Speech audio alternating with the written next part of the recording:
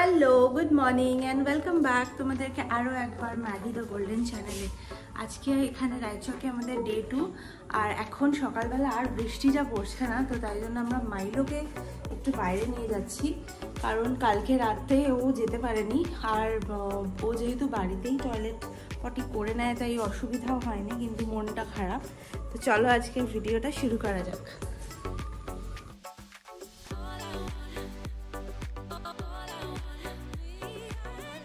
চলো তোমাদের আজকে একটু অম্বুজা নিওটিয়ার কমপ্লেক্সটা মানে কম্পাউন্ডটা যেখানে আমাদের এই বাংলোটা রয়েছে সেইটাও একটু ঘুরে দেখাই। আমরা এখন আমাদের যে বাংলোটাতে আমরা রয়েছি সেটা হচ্ছে এই বাংলোটা আমরা বুক করেছি।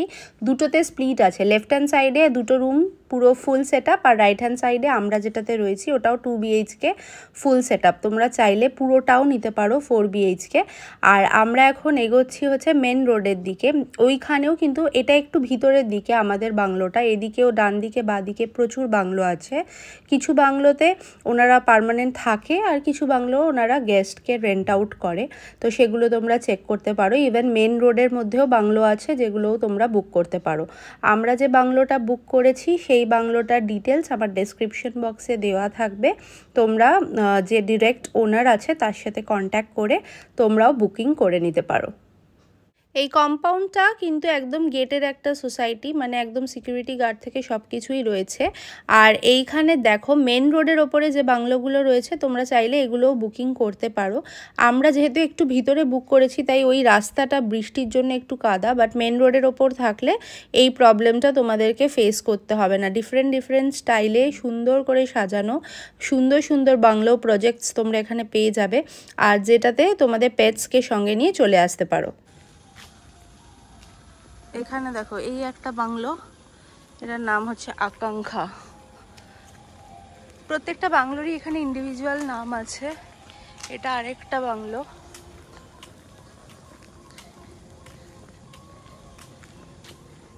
ও মাইনো পটিও করে নিচ্ছে, মাইনো আমাদের গুড বয়। পটি করা দেখানো যাবে না, ও লজ্জা পায়। সকাল সকাল বেরিয়ে একটু ওয়াক করে এসে বেশ ভালোই লাগলো। আর এখন আবার আমরা আমাদের বাংলোতে যাচ্ছি। আচ্ছা, আমাদের বাংলোটার নামটা তো তোমাদেরকে বলাই হয়নি। এটার নাম হচ্ছে ইচ্ছেদানা। ডেসক্রিপশন বক্স চেক করে নিও, ওখানে ডিটেলস থাকবে। আগের ব্লগে আমি কিছু কমেন্ট পেয়েছি কন্ট্যাক্টস ডিটেলসের জন্য, তো কন্ট্যাক্ট ডিটেলটা আমি আমার ডেসক্রিপশন বক্সে দিয়ে দেবো। ডাইরেক্ট ওনারের সাথে কথা বলে নিও, ভীষণ মিষ্টি একজন, তো তার সাথে কথা বলে আর পেট ফ্রেন্ডলি বলে আমার অ্যাকচুয়ালি এখানে কোনো রকম অসুবিধা হয়নি। পেট ফ্রেন্ডলি জেনারেলি সব জায়গাতে পেট ফ্রেন্ডলি যেটা বলেও সেখানে কি হয় না, কিছু কিছু জিনিসের রেস্ট্রিকশন থাকে, বাট এটা যেহেতু পুরো বাংলোটাই তোমাদের, তো তাই জন্য এখানে পেটসের কোনো রকম রেস্ট্রিকশন নেই। সব জায়গাতে যেরকম ইচ্ছে ঘুরতে পারবে। প্লাস খাওয়া দাওয়াটা পুরো ঘরোয়া, মানে ওদের খাবার অ্যারেঞ্জ করার জন্য একটা হেডেক থাকে যে ডগ ফুড কী বানাবে কি দেবে না, সেগুলো নিয়েও কোনো চিন্তা করতে হয়নি। বয়েল চিকেন আছে, ফ্রিজ আছে, মাইক্রোওয়েভ আছে, সব কিছুই আছে। তো এটা একদম ছুটি কাটানোর জন্য পেটসকে নিয়ে আমার মনে হয় কলকাতার কাছাকাছি খুব একটা ভালো অপশন, কারণ এরকম অপশনসগুলো আমরা সবসময় খুঁজি আর সেগুলোই তাই জন্য ব্লগে শেয়ার করছি। এবার দেখো একটা বাইরেরও একটা গ্লিমস দেখাই, যদিও রিভিউ ব্লগে পাবে। এরকম একটা ওয়াকওয়ে করা, আর এইখানটায় বিশাল বড় একটা লন রয়েছে, তোমার পেটস দৌড়াদৌড়ি ছুটোছুটি সবই করতে পারবে।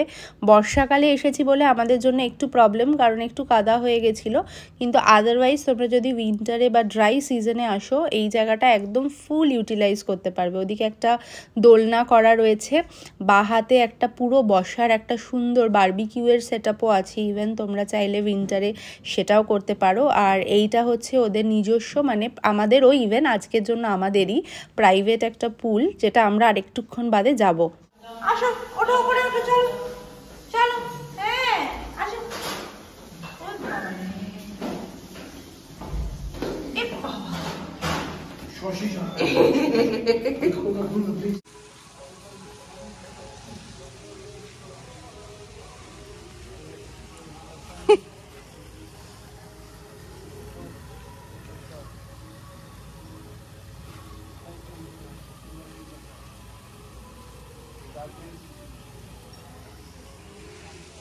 এসো এসো, এদিকে এসো দুজনেই, আসো আসো। মাইলো মাইলো, এ নাও কাল বৃষ্টির জন্য কেউ সেরমভাবে লাফাতে পারেনি বলে আজকে বিশাল খেলে এসেছে 4 জনে।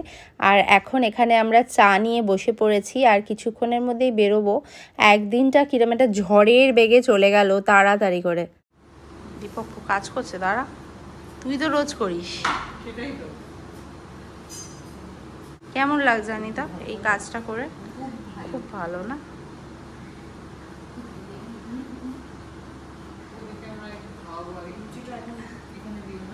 লুচিটা ওখানে রাখো, একটু ভাতটা দাও। হ্যাঁ দাও। এখন হচ্ছে ওদের ব্রেকফাস্ট টাইম। 4 জনের রেডি ব্রেকফাস্ট করার জন্য। পুরোটারই দায়িত্বে ছিল দীপক আর অনিতা, আর অফকোর্স দিদি রান্নাটা করে দিয়েছে। আমি কোনো কাজ করিনি, শুধু ভিডিও বানিয়েছি। বলবে এখানে দই দই গন্ধ আসছে কেন?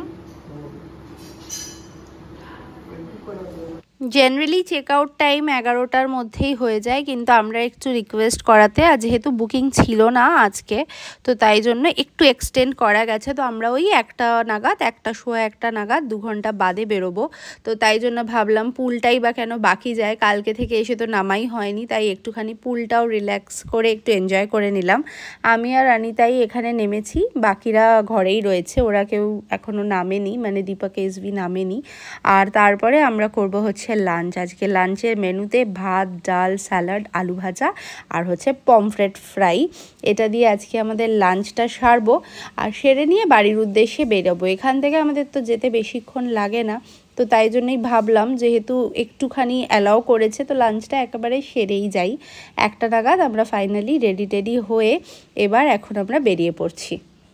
যেই এরা দেখেছে ব্যাগ ট্যাগগুলো ওপর থেকে নামানো হয়েছে, সঙ্গে সঙ্গেই তো বুঝতে পেরে যায় যে আবার, ওরা তো বুঝছে না যে ঘরে যাচ্ছি, ভাবছে আবার ঘুরতে একটা কোথাও যাচ্ছি আর কি, এই স্টপ তারপর নেক্সট স্টপ, কিন্তু কিছুক্ষণ বাদেই বুঝতে পারবে যে আসলে যাচ্ছি হচ্ছে বাড়ি। তো দীপক আর এসভি এখন যাচ্ছে হচ্ছে গাড়িটাকে নিয়ে আসতে, বিকজ এই গলিটার মধ্যে ব্যাক করে গাড়িটা ঢুকাতে হয়, যেটা একটুখানি প্রবলেম।